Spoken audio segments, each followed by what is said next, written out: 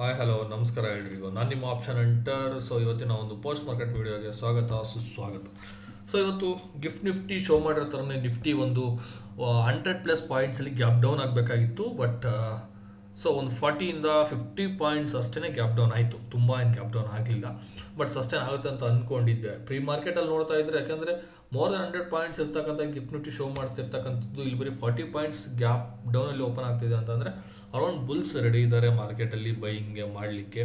So ಇವತ್ತೊಂದು bull ರನ್ನ ನೋಡ್ಬೋದು ಅಂತ ಅಂದ್ಕೊಂಡಿದ್ವಿ, ಬಟ್ ಆ ರೀತಿ ಯಾವುದೇ ಒಂದು ಸಿಚುವೇಶನ್ ಕಂಡು ಬರಲೇ ಇಲ್ಲ.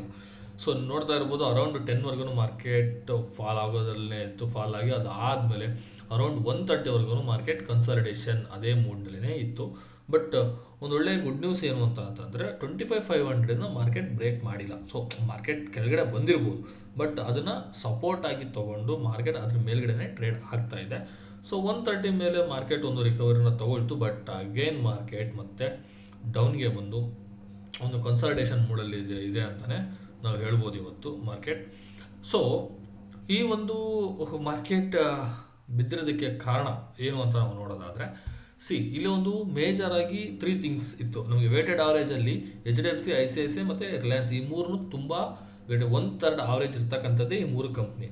ಸೊ HDFC ಬ್ಯಾಂಕಿನ ಒಂದು ರಿಸಲ್ಟ್ ಓಕೆ ಗುಡ್ ಚೆನ್ನಾಗಿತ್ತು, ಬಟ್ ICICI ಬ್ಯಾಂಕ್, ರಿಲಯನ್ಸ್ ಏನಿತ್ತಲ್ವಾ ಕಂಪನಿದು, ಅದ್ರದ್ದು ಅಷ್ಟೊಂದು ಚೆನ್ನಾಗಿರಲಿಲ್ಲ. ಆಲ್ಮೋಸ್ಟ್ ನೆಗೆಟಿವ್ನಲ್ಲೇ ಇತ್ತು ಅಂತಲೇ ಹೇಳ್ಬೋದು.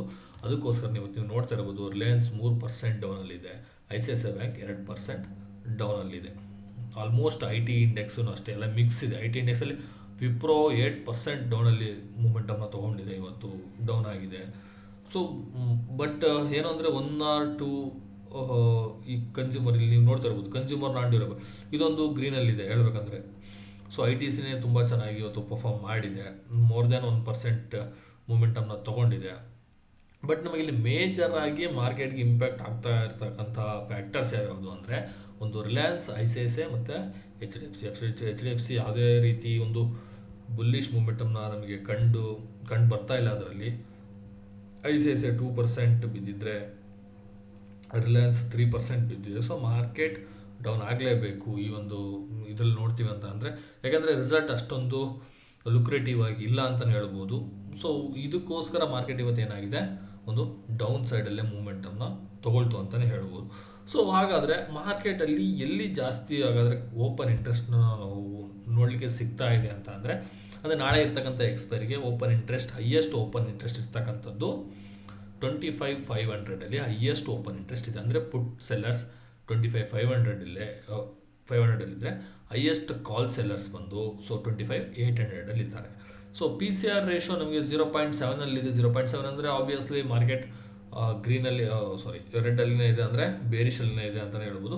ಬಟ್ ಇಂಡಿಯಾ ವಿಕ್ಸ್ ಮಾತ್ರ ಡೇ ಬೈ ಡೇ ರೈಸ್ ಆಗ್ತಾನೆ ಇದೆ, ಅದಂತೂ ನಿಲ್ತಾ ಇಲ್ಲ. ಸೊ ಈ ಒಂದು ಮಾರ್ಕೆಟ್ ಇವತ್ತು ಇಷ್ಟೊಂದು ಡೌನಲ್ಲಿ ಇದೆ ಅಂತಂದರೆ ಆಬ್ವಿಯಸ್ಲಿ FIS ಸೆಲ್ ಮಾಡಿರಲೇಬೇಕು. ಸೊ ಸೆಲ್ ಮಾಡಿರೋದಕ್ಕೆಲ್ಲ ಎಷ್ಟೊಂದು ಮಾರ್ಕೆಟ್ ಡೌನಲ್ಲಿ ಮೂಮೆಂಟನ್ನು ತೊಗೊಳ್ತಾ ಇದೆ. ಸೊ ಹಾಗಾದರೆ ಎಷ್ಟು ಡೌನ್ ಮಾಡಿದ್ದಾರೆ, ಎಷ್ಟೊಂದು ಸೆಲ್ ಮಾಡಿದ್ದಾರೆ ಅಂತ ನಾವು ನೋಡೋದಾದರೆ, ಸೊ 3,200 ಕೋಟಿನ ಸೆಲ್ಲಿಂಗ್ ಮಾಡಿದರೆ DIS ಅವರು 4,200 ಕೋಟಿನ ಬೈಂಗ್ನ ಮಾಡಿದ್ದಾರೆ. ಸೊ ಓವರಲ್ಲಿಗೆ ಮಾರ್ಕೆಟ್ ಒಂದು ಡೌನ್ ಟ್ರೆಂಡಲ್ಲಿನೇ ಮೂಮೆಂಟನ್ನು ತೊಗೊಳ್ತಾ ಇದೆ. ಸೊ FIS ಕೂಡ ಅವರ ಸೆಲ್ಲಿಂಗ್ನ ಕಂಟಿನ್ಯೂ ಮಾಡ್ತಾನೆ ಇದ್ದಾರೆ. ಸೊ ಈ ಒಂದು ಡೌನ್ ಟ್ರೆಂಡ್ ಇರ್ತಕ್ಕಂಥ ಮಾರ್ಕೆಟ್ ರಿವರ್ಸಲ್ ಆಗಬೇಕು, ಅಪ್ ಟ್ರೆಂಡಿಗೆ ತಿರ್ಕೋಬೇಕು ಅಂತ ಅಂದರೆ ಬಜೆಟಲ್ಲಿ ಏನಾದರೂ ಒಂದು ಮ್ಯಾಜಿಕ್ನ ಮಾಡಬೇಕು ನಿರ್ಮಲಾ ಸೀತಾರಾಮನ್ ಅವರು. ಸೊ ಏನಾದರೂ ಒಂದು ಪಾಸಿಟಿವ್ ನ್ಯೂಸ್ನ ಮಾರ್ಕೆಟ್ಗೆ ಕೊಟ್ಟರೆ ಮಾತ್ರ ಮಾರ್ಕೆಟ್ ರಿವರ್ಸಲ್ ತೊಗೊಳುತ್ತೆ ಹೊರತು, ಅದರ್ವೈಸ್ ಮಾರ್ಕೆಟ್ ಅಲ್ಲೇ ಕನ್ಸಲ್ಟೇಷನ್ ಮೂಡಲ್ಲಿ ಅಥವಾ ಬೇರಿಶ್ ಟ್ರೆಂಡಲ್ಲೇ ಮೂಮೆಂಟನ್ನು ತೊಗೊಳ್ಳಿಕ್ಕೆ ಅಲ್ಲೇ ಇರುತ್ತೆ ಹೊರತು ಯಾವುದೇ ಕಾರಣಕ್ಕೂ ಮಾರ್ಕೆಟ್ ಪಾಸಿಟಿವ್ಗೆ ಬರೋಂಥ ಚಾನ್ಸ್ ತುಂಬ ಕಡಿಮೆ ಇರುತ್ತೆ. ಸೊ ಡೌ ಜೋನ್ಸ್ ಕೂಡ, US ಮಾರ್ಕೆಟ್ ಕೂಡ ಅಷ್ಟೊಂದು ಟ್ರೆಂಡಲ್ಲಿ ಇಲ್ಲ ಅಂತಲೇ ಹೇಳ್ಬೋದು. ಅದು ಕೂಡ ಅಷ್ಟೊಂದು ಬುಲಿಶ್ ಮೂಮೆಂಟಮಲ್ಲಿ ಇಲ್ಲ, ಅದು ಕೂಡ ಬೇರಿಶಲ್ಲೇ ಇದೆ. ಹಾಗಾಗಿ ನಮ್ಮ ಮಾರ್ಕೆಟ್ ಕೂಡ ಒಂದು ಡೌನಲ್ಲಿ ಇದೆ ಅಂತಲೇ ಹೇಳ್ಬೋದು. ಸೊ ಗಿಫ್ಟ್ ನಿಫ್ಟಿ ಇವಾಗ ಶೋ ಮಾಡ್ತಕ್ಕಂಥ 70 ಪಾಯಿಂಟ್ಸ್ ಗ್ಯಾಪ್ ಅಪ್ ಅಂತ ಶೋ ಮಾಡ್ತಾ ಇದೆ. ಬಟ್ ಇದು ಎಷ್ಟರ ಮಟ್ಟಿಗೆ ಗ್ಯಾಪ್ ಅಪ್ ತೊಗೊಳುತ್ತೆ ನಾಳೆ ಅನ್ನೋದು ಗೊತ್ತಿಲ್ಲ, ಯಾಕೆಂದರೆ US ಮಾರ್ಕೆಟ್ ಓಪನ್ ಆಗಿ ಸೊ ಆ ಬೇಸ್ಡ್ ಮೇಲೆ ನಮಗೆ ನೆಕ್ಸ್ಟ್ ಗಿಫ್ಟ್ ನಿಫ್ಟಿ ಯಾವ ರೀತಿ ಶೋ ಮಾಡುತ್ತೆ ನೋಡಬೇಕು. ನಾಳೆ ಎಕ್ಸ್ಪೈರಿ ಬೇರೆ ಇದೆ.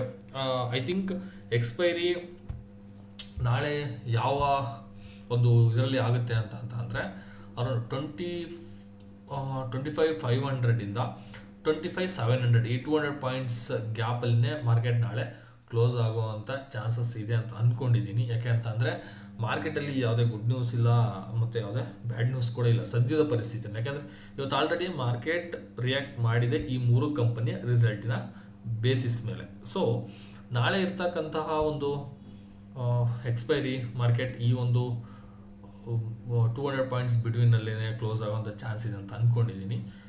ಬಿಕಾಸ್ ಯಾವುದೇ ನ್ಯೂಸ್ ಇಲ್ಲ ಮಾರ್ಕೆಟ್ ಟ್ರೆಂಡ್ನ ತೊಗೊಳ್ಳಿಕ್ಕೆ. ಸೊ ನೋಡೋಣ ನಾಳೆ ಎಕ್ಸ್ಪೈರಿ ದಿನ ಏನಾಗುತ್ತೆ ಅಂತ. ಐ ಹೋಪ್ ಈ ವಿಡಿಯೋ ಎಲ್ರಿಗೂ ಇಷ್ಟ ಆಗಿದೆ ಅಂತ ಅಂದ್ಕೊಳ್ತೀನಿ. ಇಷ್ಟ ಆಗಿದ್ರೆ ದಯವಿಟ್ಟು ಲೈಕ್ ಮಾಡಿ, ಸಬ್ಸ್ಕ್ರೈಬ್ ಮಾಡಿ. ಇಷ್ಟ ಆಗಿಲ್ಲ ಅಂದರೆ ಖಂಡಿತವಾಗ್ಲೂ ಡಿಸ್ಲೈಕ್ ಮಾಡಿ. So thank you for watching.